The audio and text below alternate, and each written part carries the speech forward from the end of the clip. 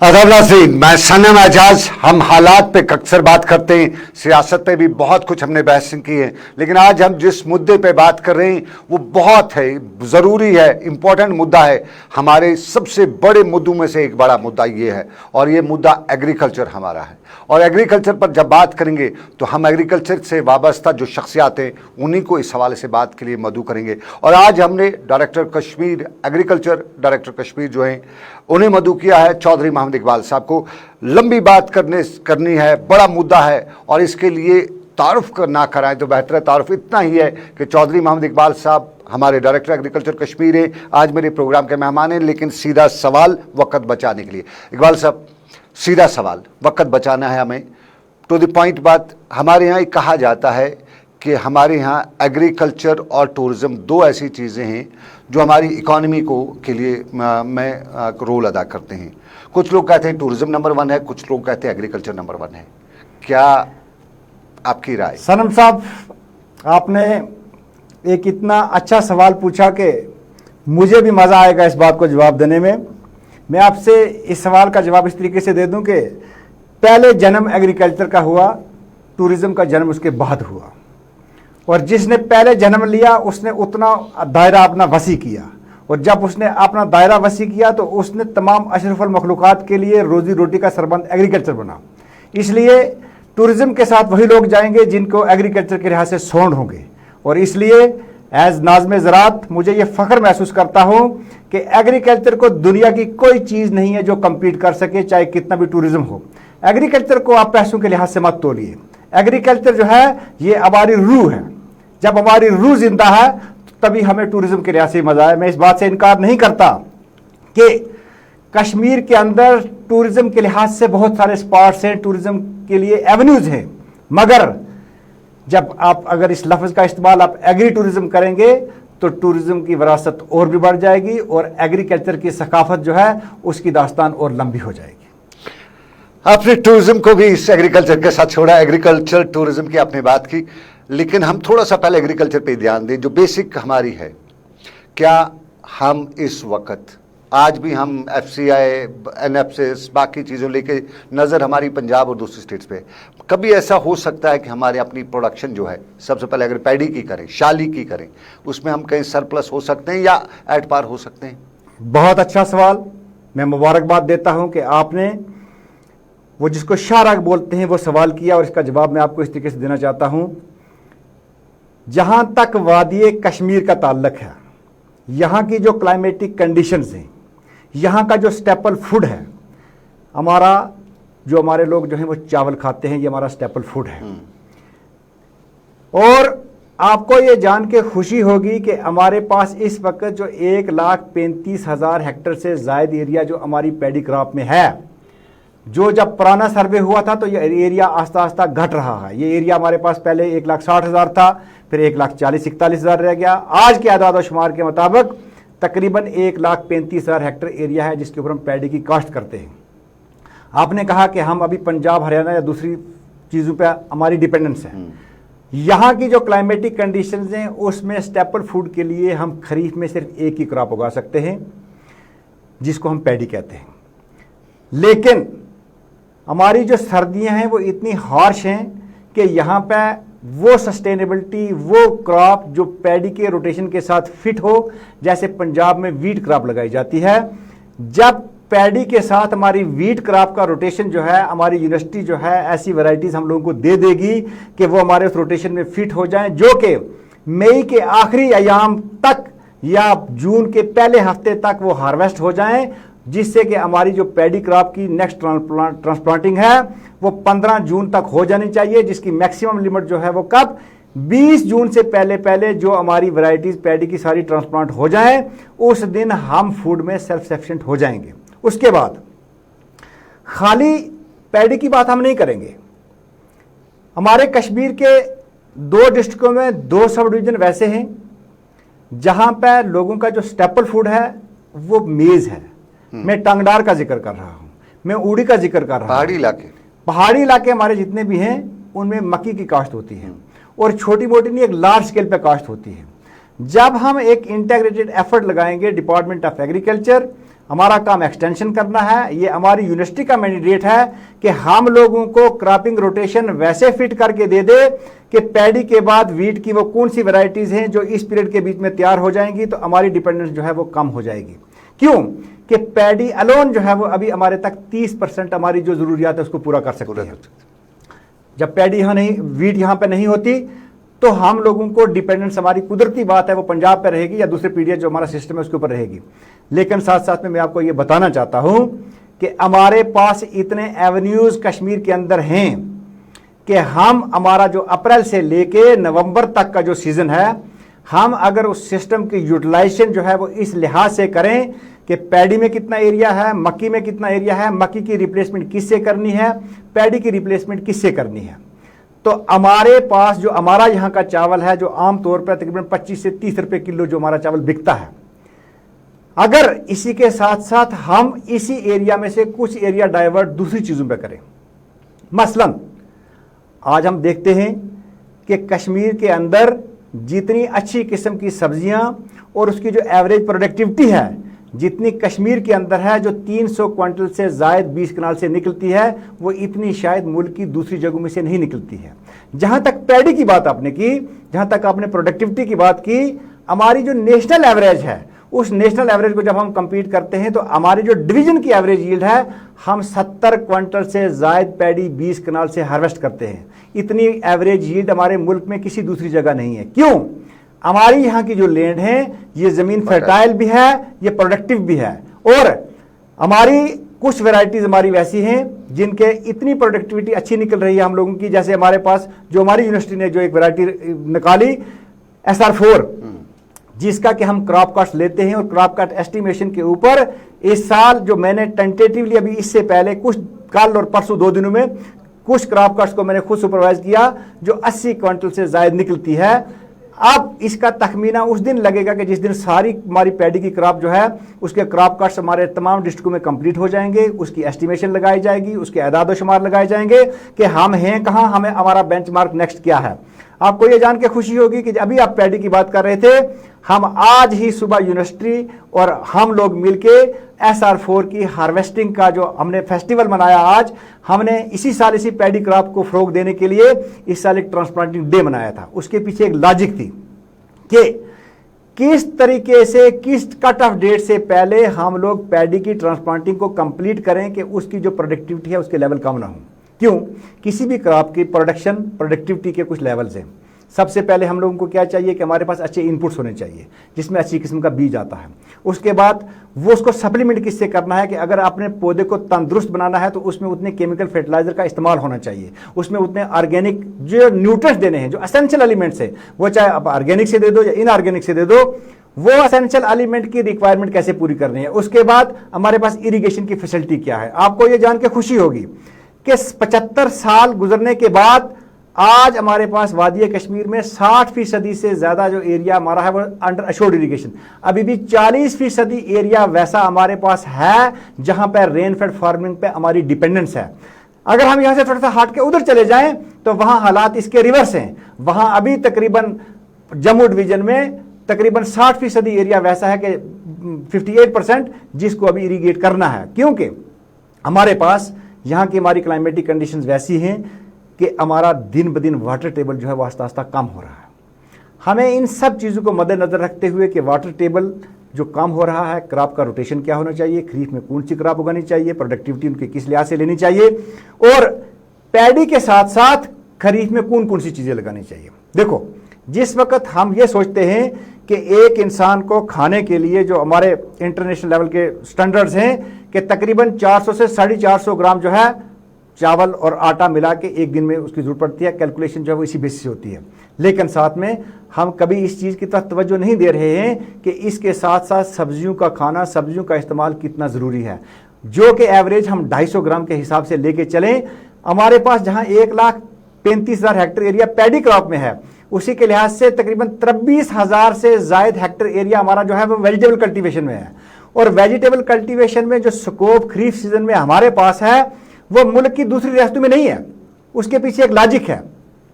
हमारे यहाँ कश्मीर डिवीजन में मॉनसून नहीं होती, उस वक्त उस लिहाज से जो हमारे पास जो बड़े वेजिटेबल खुशकिस्मत हैं। प्रोडक्शन का जो स्कोप है वो बढ़ जाता है। मैं हमारे वेजिटेबल्स पे आना चाहूँगा इकबाल साहब।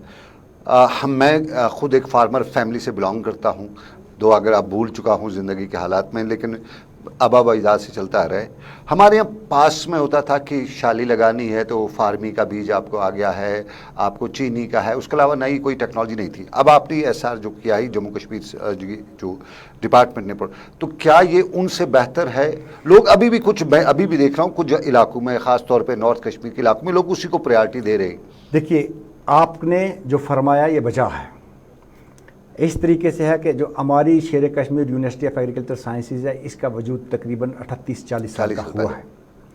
उससे पहले वही ट्रेडिशनल वैरायटीज़ जो हमारी पुरानी हुआ करती थी उन पे हम लोगों की डिपेंडेंस थी। लेकिन जब वक्त के साथ साथ लगातार आप एक वैरायटी को ग्रो करते हैं तो आस्था उसके जो ट्रेड्स हैं, जिस तरीके से इंसान जवानी में होता है तो जब उम्र ज़्यादा बढ़ती रहती है तो बुढ़ापे की तरफ बढ़ता है, इसी तरीके से उसके लाइफ में प्रोडक्टिविटी लेवल कम हो गई। रिसर्च ने आज हमें उस लेवल पर दोबारा वापस ला दिया। पहले जब यूनिवर्सिटी ने K39 निकाला, चाइना 1039 निकला, दूसरे निकले, उसके बाद SR1 निकला, फिर SR2 निकला, फिर 3 निकला, उसके बाद उनके ऊपर जो सुपरसीड किया SR4 ने किया, SR5 ने किया। मैं आपको बताऊं कि ये जो कुछ वैरायटीज़ हमारी SR4 स्पेशली, जो कि इस वक्त जिसकी मैक्सिमम एरिया जो हमारा पैडी कल्टीवेशन का है वो कश्मीर में इसी वैरायटी के अंडर है, इसके इतने इनकरेजिंग रिजल्ट्स हैं कि जिसका शुमार हिसाब नहीं।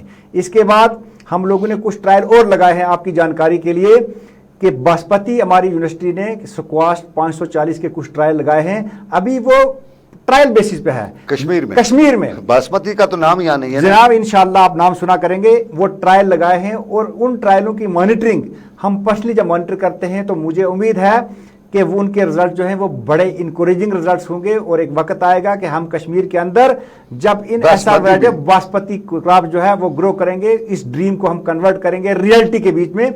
लेकिन ये तभी हो पाएगा कि जिस वक्त हमारी यूनिवर्सिटी जो है वो अपना एक एम रोल अदा करके इतनी अच्छी वैरायटीज दे देगी जिन जिन चीज़ों की इंटरनेशनल लेवल पर मार्केटिंग की भी जरूरत है।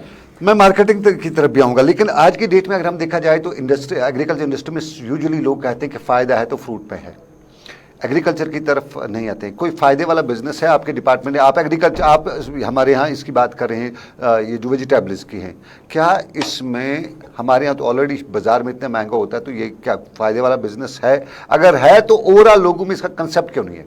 ऐसा है, अगर आप हम यहाँ की तवारीख को थोड़ा सा उसके इवराक अल्टा लें, कश्मीर वादी के अंदर ऐसा कोई घर नहीं है कि जिसके पास भी जगह है वो अपनी किचन गार्डनिंग के साथ जुड़ा हुआ है, चाहे वो दूर दराज का गांव है शहर का या शहर के सराउंडिंग में है। क्योंकि मैं शहर को इस दायरा कार में लाऊंगा क्योंकि वहां पर कुछ अपनी लिमिटेशन जो लूंगी कि जगह नहीं होगी। अगर जगह किसी के पास अवेलेबल है तो करता है, तो हर घर के पास एक किचन गार्डन है। और ये चीज़ जो है ये अपने आप में एक मिसाल है, ये मुल्क के दूसरे हिस्सों में एट लार्ज के लिए चीज़ें कहीं नहीं मिलती हैं। और इस लिहाज से हमें अंदाज़ा हो जाना चाहिए कि हमारे लोगों को सब्जियों की कश्त के साथ ये कब से जुड़े हैं, जब से एग्रीकल्चर का वजूद साथ में है। प्रेजेंट सिनेरियो में आज हाइब्रिड की इतनी अच्छी वैरायटीज़ आ गई, इतनी अच्छी किस्म आ गई, आज इतने अच्छे किस्म का टमाटर आ गया, आज इतने अच्छे किस्म के कुकर बीट्स आ गए, आज इतने अच्छे किस्म के दूसरे बीज आ गए। यहाँ की जो सब्जियाँ हैं, आपको ये जान के खुशी है और अल्लाह तबारक ताला का शुक्र है कि जिसने हमें इतनी अच्छी ज़मीन दी कि आज हम सब्जियां यहाँ पैदा करके मुल्क के दूसरे हिस्सों में बेच रहे हैं। मैं आपको एक छोटी सी सक्सेस स्टोरी सुनाना चाहता हूँ।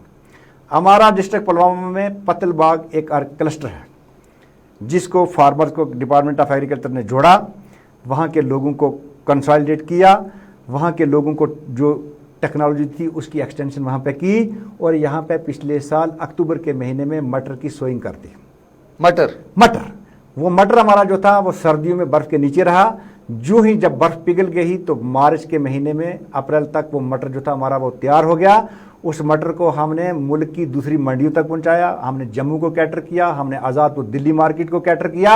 और जो इसमें अमेजिंग चीज़ आपको सुनाने वाली है कि जब हमने गुजरात मटर भेजा, वही मटर हमारा जो 38 से 40 रुपये किलो बिकता था यहाँ पे, वो वहाँ 160 रुपये किलो बिका। उसके पीछे एक लॉजिक है कि जब हम गुजरात के लोगों को देखते हैं तो उनकी जो डाइटिंग हैबिट है वो थोड़ी सी मीठी चीज़ को पसंद करते हैं, लेकिन वहाँ से रिक्वायरमेंट इतनी आ गई कि वो उतना एरिया नहीं था हमारे पास। हम एग्रीकल्चर में जिस तरीके से डाइवर्सिफिकेशन ऑफ एग्रीकल्चर, देखो एग्रीकल्चर डिपार्टमेंट एक मिशन पे काम कर रहा है। हमारे ऑनरेबल प्राइम मिनिस्टर का एक मिशन, उन्होंने एक मिशन दिया था कि 2022-23 तक हमारे फार्मर की जो आमदनी है उसको डबल करना है। डबल इस तरीके से नहीं होगी कि हम पैडी उगाते हैं तो उसकी पैदावार को डबल करें तो उससे हमारी आमदनी डबल हो जाएगी, ऐसा नहीं है। फार्मर की इनकम को डबल करने के लिए एक इंटीग्रेटेड अप्रोच की जरूरत है। वो इंटीग्रेटेड अप्रोच क्या है? उसमें एक इंटीग्रेटेड मॉडल अडॉप्ट करने की जरूरत है। वो इंटीग्रेटेड मॉडल अडॉप्ट क्या करना है? उसमें यूनिवर्सिटी और डिपार्टमेंट और हम सब लोग, और सबसे बड़ा साइंसदान मेरा जो पुराना बुजुर्ग फार्मर है, जो उसका फीडबैक है, हम सब लोग मिलके इस चीज पर तवज्जो दें कि एक फार्मर, जैसे मैं फार्मर हूं या आप फार्मर हैं, अगर मेरे पास कुछ जमीन है, मुझे उसमें एग्रीकल्चर की खेती भी करनी है, उसमें सब्जियों भी अपने जरूरत के मुताबिक लगानी है, मुझे साथ में एक गाय भी रखनी है, मुझे भेड़ भी पालनी है, मुझे मुर्गे भी रखने हैं। जब हम ऐसे इंटीग्रेटेड मॉडल को अडॉप्ट करेंगे जो हम लोगों को विरासत में मिला था और जो आस्ता आस्ता हम लोगों ने विरासत जिस चीज को छोड़ दिया, हमें उसी ट्रेडिशनल एग्रीकल्चर पर वापस लाना है और इसी प्रोडक्शन को बढ़ाना है। प्रोडक्शन को बढ़ाने के लिए क्रॉप्स में वैरायटीज ऐसी डेवलप होगी जिनकी प्रोडक्टिविटी जो है वो लेवल जो है बड़े हाई हैं। इसी तरीके से पहले आप देखें कि हम गाँव में एक गाय या भैंस रखते थे जिससे किलो या 2 किलो दूध निकलता था।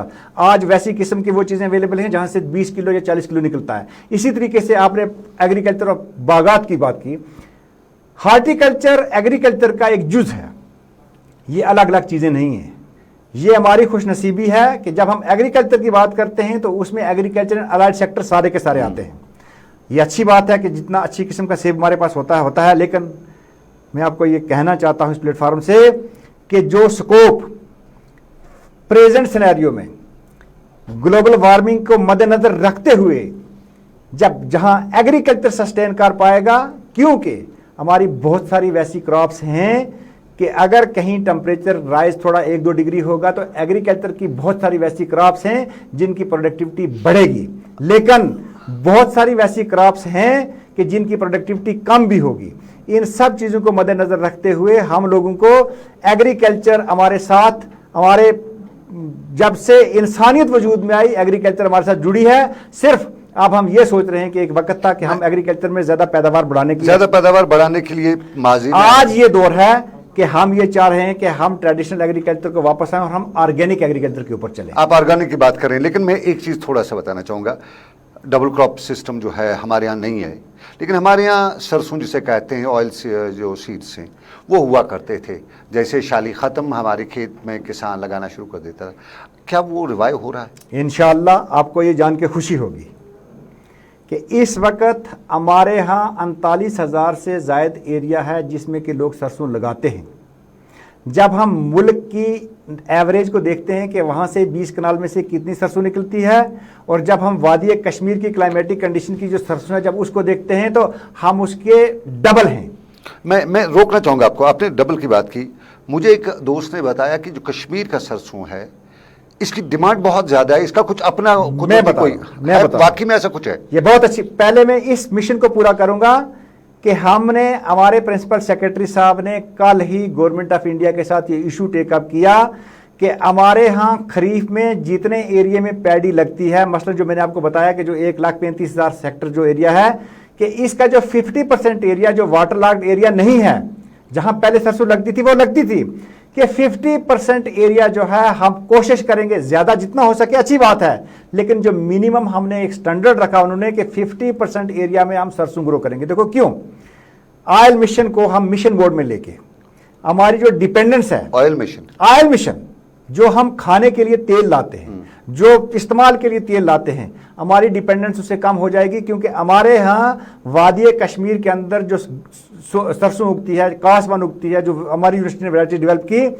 ये स्पेसिफिक क्लाइमेटिक कंडीशन में यहाँ उगती हैं और यहाँ की जो प्रोडक्टिविटी लेवल है वो 12 क्विंटल से ज्यादा है पर हेक्टर।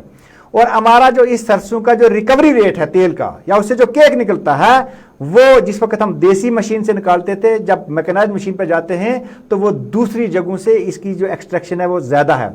और आपको ये जान के खुशी होगी कि वही सरसों जो पिछले साल तकरीबन 3,000 से 3,500 रुपये क्विंटल जो सरसों का सीड बिकता था, वही हमारे व्यापारी हमारे यहाँ कश्मीर से आके इस बार डिस्ट्रिक्ट पुलवामा से तकरीबन 8 से 9 हज़ार रुपये किलो के खरीद के बारे में लेगी।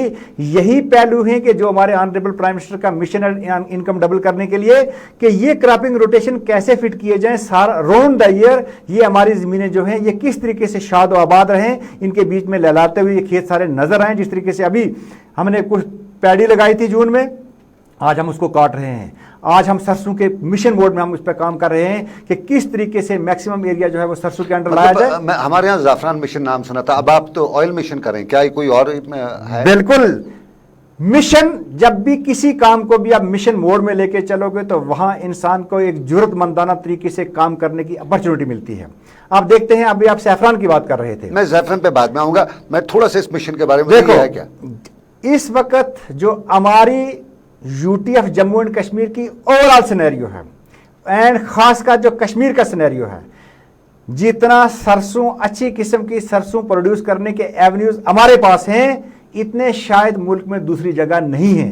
उसी मिशन को आगे बढ़ाते हुए हमने एक पहल की है कि हम इस सरसों की काश्त को मस्टर्ड कल्टीवेशन को मिशन मोड में ले जाएंगे, जो कि हमारे ऑनरेबल प्राइम मिनिस्टर हमारे एलजी साहब ने, आपको जान के ये खुशी होगी कि इस साल जब खरीफ कैंपेन हमने लॉन्च की तो हमारे एलजी साहब ने बारामूला के प्लेटफार्म से किसानों से खिताब किया और उसी को आगे बढ़ाते हुए हमने टांगडार से खरीफ कैंपेन स्टार्ट की, जहां से मक्की की काश्त की कैंपेन हम लोगों ने स्टार्ट की और उसी के बीच में खरीफ सीजन को आगे ले जाते हुए एग्रीकल्चर और फार्मर का इंटरेक्शन हमारे ऑनरेबल एलजी साहब ने लोगों के साथ खिताब किया, लोगों को मैकेनाइजेशन के फायदे देने के लिए एक सैंक्शन दिए, पंचायत लेवल पर मशीनरी को ले जाने के लिए थ्रेशर की सैंक्शन दी। ये टेक्निकल सपोर्ट आपका, मैं उस सपोर्ट पे आऊँगा। मुझे याद है कुछ साल पहले मैं गुजरात के एक इलाके में, नागपुर के कानपुर के इलाके में था, मुझे एक साइंटिस्ट वहाँ मिला। उस साइंटिस्ट में आज मुझे अभी आपके मिशन से याद आया, उसने बताया कि कश्मीर में जो हमारी रेड चिली होती है, मिर्ची और हमारा गार्लिक, बिल्कुल इसको अगर सरकार चाहे तो इंटरनेशनल लेवल पे एक्सपोर्ट कर सकती है, एक बहुत बड़ी इकॉनमी दे सकती है। ये किसी को पता है डिपार्टमेंट में, एग्रीकल्चर डिपार्टमेंट को, कि हम इस चीज को रिवाइव कर सकते हैं? वो साइंटिस्ट था, वो क्या हकीकत थी क्या झूठ? आपको ये जान के खुशी होगी कि कश्मीर का जो हमारा हॉस्पिटलिटी का तरीका है, जिसमें हमारा जो यहाँ का खाना पीना जो है वो दुनिया में मशहूर है, उसमें हमारी जो कश्मीर की बाजवान जिसको कहते हैं, कश्मीर की लाल मिर्च का उसमें एक अहम रोल है जी। कश्मीर की उस लाल मिर्च को रिवाइव करने के लिए डिपार्टमेंट ऑफ एग्रीकल्चर ने लार्ज स्केल पे इस साल से मिशन मोड में, इसको भी मिशन मोड, हमें हर स्कीम को मिशन मोड में लिया है कि 5000 से ज्यादा हेक्टर एरिया हम इस लाल मिर्च के अंडर लाएंगे। और इस साल हम लोगों ने 1100 हेक्टर का जो टारगेट रखा था, 1100 हेक्टर में हमने लाल मिर्च लोगों से लगवाई। जब हमारे पास ये 5000 हेक्टर एरिया पूरा लाल मिर्च में कवर हो जाएगा, वो जो लाल मिर्ची जो बाहर से आके लोग यहाँ से प्रोसेसिंग करके कश्मीर के नाम से बिकती थी, इंशाअल्लाह हम कोशिश कर रहे हैं कि कश्मीर की जो अपनी विरासती लाल मिर्च है उसको वापस कैसे लाया जाए। पूरा डिपार्टमेंट ऑफ एग्रीकल्चर इस पर शदोमत से काम कर रहा है। मेरे पास वक्त कम है इकबाल साहब, मैं आप मिशन की बात कर रहे हैं। यूजुअली मैं भी किसानों की जानकारी रखता हूँ, खुद इसके साथ वाबस्ता हैं, कहीं तक डायरेक्टली हैं। यूजुअली आप सीड्स की बात करते हैं, आपका मिशन है, वक्त कम है, मैं इसमें ये माजी में होता था कि सीज़न ख़त्म हो उसके बाद आपका एग्रीकल्चर डिपार्टमेंट आ जाता है बीज दे के, बीज ले लो, ये भाई हमारा बीज आ गया है ले लो, वो कहीं बिक जाता ले जाता था कोई किसान कहीं, वो उसको क्या आज वो ख़त्म हो चुका है? अल्लाह के फजलो करम से आज रबी सीज़न का फर्स्ट डे है और आज सुबह से मैं पर्सनली मॉनिटर कर रहा था कि मेरे तमाम के तमाम डिस्ट्रिक्टों में सरसों, ओट्स और पीज का सीड जो है उसकी स्टॉकिंग अबंडेंट क्वांटिटी में, उसकी stocking as per the requirement जो जनरेट होकर आती है उसकी स्टॉकिंग बिल्कुल मौजूद है। और हमारी कोशिश है कि 15 अक्टूबर से पहले हमारे जितने भी सेंटर्स हैं, ताकि जितनी जल्दी से जल्दी हमारी सोइंग हो जाएगी रबी क्रॉप्स की, उतनी उसकी। आम किसानों को क्या करना चाहिए इस वक्त? आम किसानों को हमारे एग्रीकल्चर के स्टोर पर जाना चाहिए, वहां पर जिस बीज की उनको चाहिए, उनको ओट्स चाहिए वहां से मिलेगा, उनको सरसों चाहिए मिलेगा, उनको पीज चाहिए, ट्रेनिंग देने वाला है वहां पे। बिल्कुल, हमारा डिपार्टमेंट ऑफ एग्रीकल्चर वाहिद एक डिपार्टमेंट है कि जिसका गांव लेवल से लेकर डिविजनल लेवल तक एक टेक्नोक्रेट जिसकी मॉनिटरिंग करता है। हमारा agriculture extension assistant, junior agriculture extension officer, agriculture extension officer, sub divisional level officer, district level officers, deputy director in chief level officers, then joint director, then director agriculture, और सबके पास तालीमी मैं आपसे मेयार जो दोबारा एक है। एक और प्रोग्राम भी करना चाहूंगा, वो जरूर करेंगे, लेकिन फिलहाल मुझे आपने मिशंस की जब बात की, साफरान मिशन कश्मीर में स्टार्ट हुआ, बड़ा बताया, उसका बड़ा हुआ। मैं किसानों को उससे बात करता रहता हूं, वो किसान कहते थे जो जाफरान के साथ जुड़े हैं, वो कहते हैं जब से मिशन स्टार्ट हुआ प्रोडक्शन कम हो गई। हाँ, आपका सवाल बड़ा माकूल है। मैं इस सवाल का ये जवाब देना चाहूँगा कि जब 1996 के आदाद और शुमार को आप देखो तो तकरीबन 6000 हेक्टेयर एरिया में कश्मीर में सैफरान पे काश्त होती थी, लेकिन जब 2010 में दोबारा सर्वे करवाया गया तो वही 6000 हेक्टेयर एरिया जो था वो घट के 3700 हेक्टेयर रह गया, और उस 3700 में जो 50 हेक्टेयर एरिया है वो डिस्ट्रिक्ट किश्तवाड़ का है। गवर्नमेंट ऑफ इंडिया ने इसके लिए, इसको मिशन मोड में लेने के लिए नेशनल सैफरान मिशन को सैंक्शन दी। जब उसको अप्रूवल दे दिया गया, उसके बीच में जो हमारी शेर Kashmir university of agriculture science and technology ने जो प्रोजेक्ट को डेवलप किया गया था, उसको जब मिशन मोड में आगे बढ़ाया जाएगा, जिस एरिया में रिजुवनेशन होगी। आप प्रोडक्शन की बात मत करें, मेरा जो कंसर्न है वो प्रोडक्टिविटी के लिहाज से है। ये प्रोडक्टिविटी कम हुई है, ये प्रोडक्शन कम मैं हुआ है? बता रहा हूं, नहीं, ये आप प्रोडक्शन की बात सुनो, there are two different things. जब 2010 में इसकी जो प्रोडक्टिविटी थी वो 1.8 क्विंटल्स पर हेक्टेयर रह गई थी जी। वही नेशनल सैफरान मिशन का वो एरिया जिसको अच्छे तरीके से रिजुवनेट किया गया, जिसमें वो सारी की सारी चीजें जो यूनिवर्सिटी ने रिकमेंड की थी, वहां पे जो प्रोसेस हुआ, इसी जमीन से मेरा 4.5 क्विंटल पर हेक्टेयर मुझे एवरेज यील्ड निकलती है। लेकिन आपको ये जान के खुशी होगी 2020 के आखिरी महीने में, नवंबर दिसंबर के महीने में, हमारे सैफरान, कश्मीर सैफरान को जीआई टैग मिला। जब हमारा जीआई टैग हमारे सैफरान को मिल गया तो उसके साथ साथ गवर्नमेंट ऑफ इंडिया के उसी मिशन के बीच में एक इंटरनेशनल लेवल की एक लैब कायम की गई, जिसका नाम हम लोगों ने सैफरान स्पाइस पार्क दुसू दिया गया। जब वो लैब बन गई तो उसको एक्रीडेशन उसको मिल गई। जब एक्रीडेशन होगी, उसके अंदर जो भी सैफरान की पोस्ट हार्वेस्ट मैनेजमेंट होती है up to e auctioning centre, वही सैफरान जो 70 से 80 हजार रुपए किलो बिकता था, वही सैफरान 2 लाख रुपए ऑनलाइन किसान का जो है वो इंटरनेशनल मार्केट में जाता है। इकबाल साहब, आपसे बहुत बातें करनी थी एग्रीकल्चर रिलेटेड, और बड़ा वास्ट सब्जेक्ट है, लेकिन वक्त की कमी है। स्पाइस जो पार्क है उस पर भी बात करनी थी, सैफरान मिशन में बहुत से मसाइल हैं, लेकिन वो दूसरे एपिसोड में रहेंगे। फिलहाल आज के एपिसोड में हमने इतनी बातें की, वक्त की कमी है, आज इतना ही हम इसको बढ़ाते हैं, लेकिन इसको हम कंटिन्यू रखेंगे। कुछ बातें जो मुख्तसर आप बताना चाहेंगे? मैं शुक्रगुजार हूं आप लोगों का कि आज आपने रबी के फर्स्ट डे पे किसानों की वकालत की और अच्छे तरीके से वकालत की। मैं तमाम आपके माध्यम से तमाम मीडिया को मुबारकबाद देना चाहता हूं और ये गुजारिश करता हूं कि मेरे डिपार्टमेंट के साथ साथ और किसानों की फलाह बहबूदी के साथ साथ मिलके हम सबको, सोसाइटी के सब लोगों को मिशन मोड में काम करना चाहिए। जब हमारा किसान खुशहाल है तो हम खुशहाल हैं, हमारा किसान खुशहाल नहीं है तो हमारी खुशहाली किसी काम की। चलिए खुशहाली की बात करें। चौधरी इकबाल साहब, डायरेक्टर एग्रीकल्चर कश्मीर, और साफ जाहिर है जब खुद डायरेक्टर खेत पे हो, सुबह के 7 बजे जब वो दूर दराज के इलाके में किसी जगह पे पहुंचा हो, अपने अमले को चेक कर रहा हो, अपनी प्रोडक्शन को चेक कर रहा हो, तो साफ जाहिर है वहां कुछ इनकलाबी कदम देखे जा सकते हैं। बहुत शुक्रिया चौधरी इकबाल साहब आपका भी, आप हमारे प्रोग्राम में आए, कुछ बातें की, आगे भी बातें जारी रहेंगी। लेकिन फिलहाल श्रीनगर से आज का मुद्दा बस इतना ही। मुझे पूरी टीम के साथ दीजिए इजाजत, इस वादे के साथ फिर होगी आपसे मुलाकात। आप रखें अपना ख्याल। अल्लाह हाफिज। खुदा हाफिज।